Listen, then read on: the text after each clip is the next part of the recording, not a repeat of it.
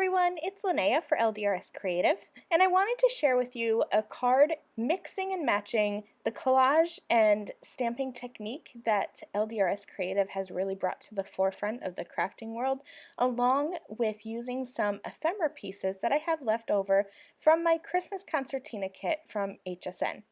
Now this ephemera is included with the Christmas Concertina Kit, which can be used to create gorgeous 3D cards.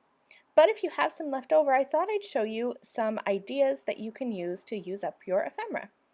So I'm going to start with the Bundle Up Collage, and I'm going to also use one of the Ledger stamps. I'm using the Ledger 2 stamp, but you could recreate this idea with the Ledger 1 stamp.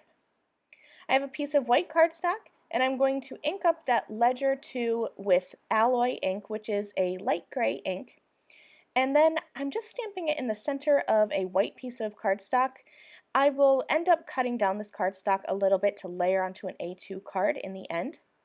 From there, I'm grabbing that Bundle Up Collage stamp and I'm just going to start stamping. So I'm starting with one of the pine trees, and I'm going to use the same ink, but I'm inking up the bottom of that tree multiple times to kind of create some layering and dimension without having to switch ink colors.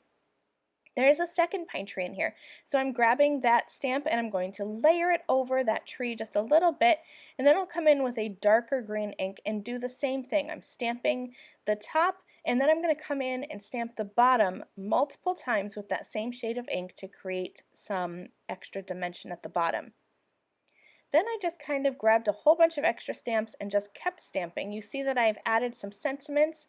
I have some bows and some stars. I'm going to add some snowflakes now. I'm using a mixture of traditional holiday colored inks like the green and the red, but I'm mixing in some blue and also some yellow just because I thought that that would be really cute.